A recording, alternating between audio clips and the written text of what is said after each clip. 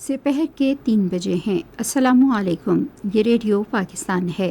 ترنم حامد سے خبریں سنیے۔ اہم خبروں کا خلاصہ۔ ایران کے صدر صوبہ مشرقی آذربائیجان میں ہیلی کاپٹر کے ایک حادثے میں جاں بحق ہو گئے۔ صدر اور وزیر اعظم نے ہیلی کاپٹر حادثے میں ایرانی صدر کی اندھوناک وفات پر گہرے رنج و غم کا اظہار کیا ہے۔ پاکستان اور ترکی نے اپنی دو طرفہ تجارت کا حجم $5 ارب تک بڑھانے کا فیصلہ کیا ہے۔ وزیر اطلاعات نے کہا ہے کہ حکومت کا ڈیجیٹل میڈیا اتھارٹی کے قیام کے حوالے سے یک طرفہ قانون سازی کا کوئی ارادہ نہیں ہے۔ وزیر مذہبی امور نے حج کے تسلی بخش انتظامات پر پاکستانی حج مشن کی تعریف کی ہے۔ اور مایا ناز پاکستانی موسیقار اے حمید کی آج 33ویں برسی منائی جا رہی ہے۔ اور اب خبریں تفصیل کے ساتھ۔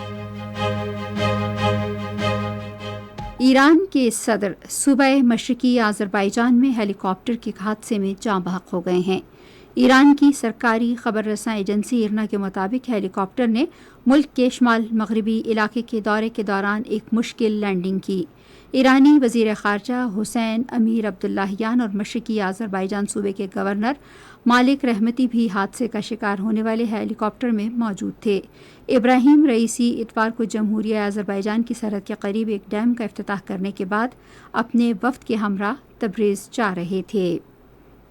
صدر آصف علی زرداری اور وزیر اعظم شہباز شریف نے ہیلی کاپٹر کے حادثے میں ایرانی صدر سید ابراہیم رئیسی کی اندھوناک موت پر گہرے رنج و غم کا اظہار کیا ہے۔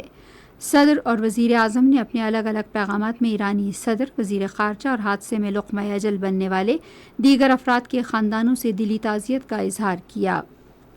صدر آصف علی زرداری نے اتحاد امت کے لیے صدر رئیسی کے بہترین کردار کو اجاگر کرتے ہوئے امت مسلمہ کے لیے شاندار خدمات پر انہیں خراج عقیدت پیش کیا۔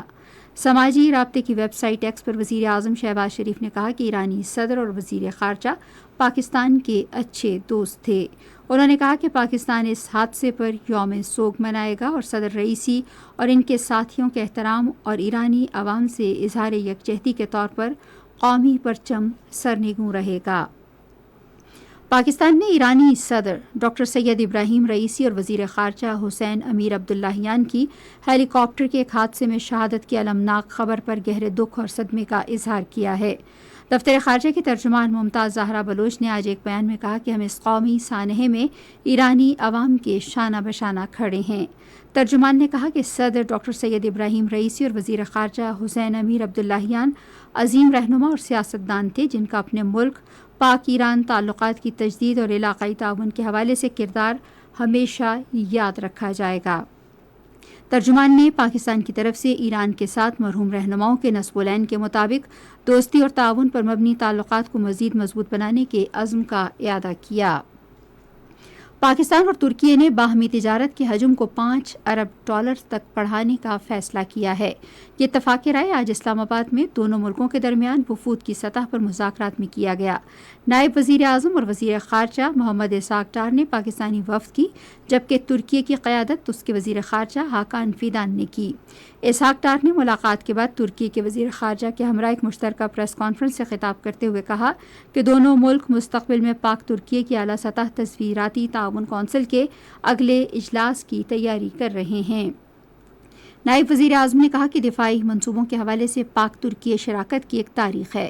اسحاق ڈار نے مقبوضہ کشمیر کے مظلوم عوام کی مسلسل حمایت پر ترکی کا شکریہ ادا کرتے ہوئے کہا کہ پاکستان جمہوریہ ترکی کے شمالی قبرص کے عوام کی منصفانہ جدوجہد کی حمایت جاری رکھے گا۔ ترکی کے وزیر خارجہ نے اظہار خیال کرتے ہوئے کہا کہ پاکستان ہمارا تصویراتی شراکت دار ہے اور ہمارا تعاون علاقائی امن و استحکام کے حق میں ہے۔ دونوں وزرائے خارجہ نے غزہ میں مستقل جنگ بندی اور فلسطینی عوام کو انسانی ہمدردی کی بنیاد پر امداد کی فراہمی پر زور دیا۔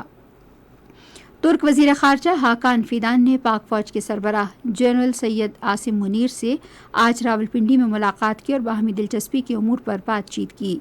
دونوں شخصیات نے تاریخ، ثقافت اور مذہبی بنیاد پر قائم دو طرفہ تعلقات پر اطمینان کا اظہار کیا۔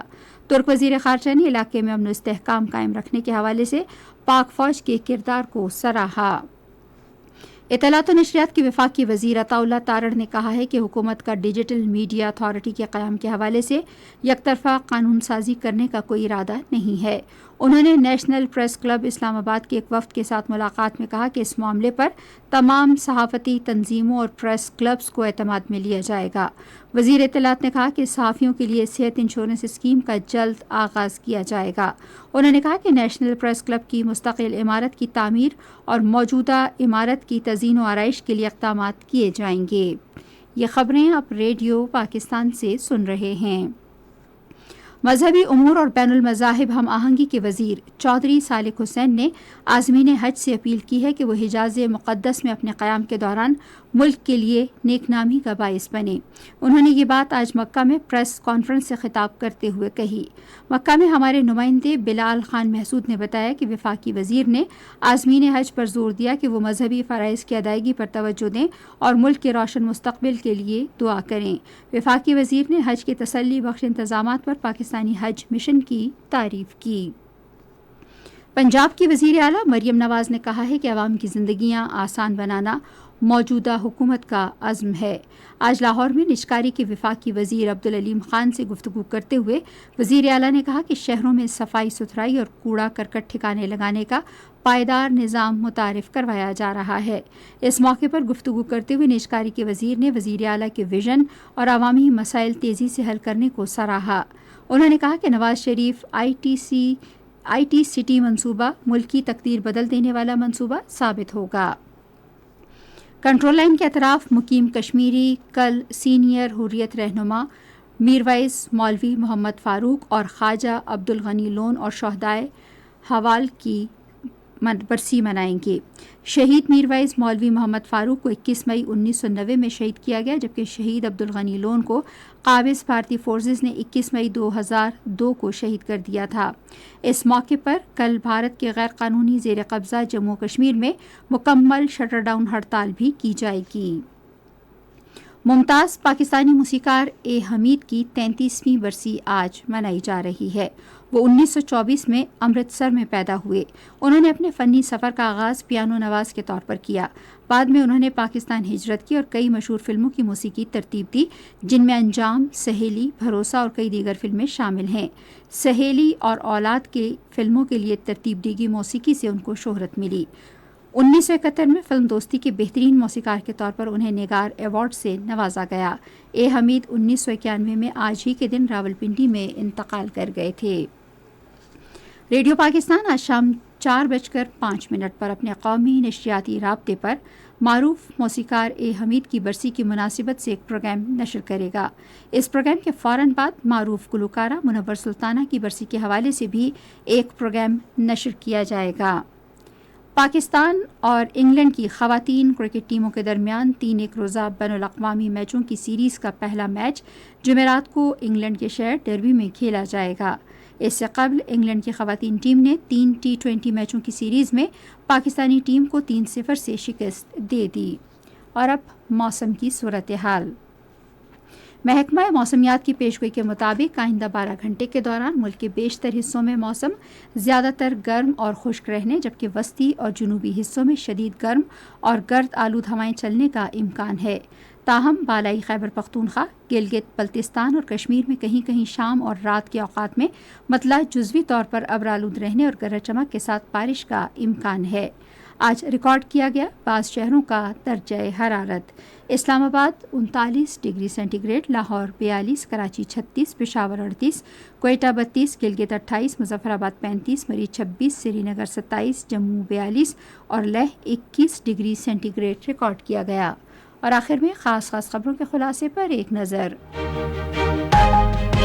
ایران کے صدر صوبہ مشرقی آذربائیجان میں ہیلی کاپٹر کے ایک حادثے میں جاں بحق ہو گئے۔ صدر اور وزیر اعظم نے ہیلی کاپٹر حادثے میں ایرانی صدر کی اندھوناک وفات پر گہرے رنج و غم کا اظہار کیا ہے۔ وزیر مذہبی امور نے حج کے تسلی بخش انتظامات پر پاکستانی حج مشن کی تعریف کی ہے۔ اور مایا ناز پاکستانی موسیقار اے حمید کی آج 33ویں برسی منائی جا رہی ہے۔ خبریں ختم ہوئی۔ مزید خبروں اور تجزیوں کے لیے آئیے ہماری ویب سائٹ پر radio.gov.pk اور فیس بک کے link radio Pakistan news official پر براہ راست ویڈیو اسٹریمنگ بھی ملاحظہ کیجیے۔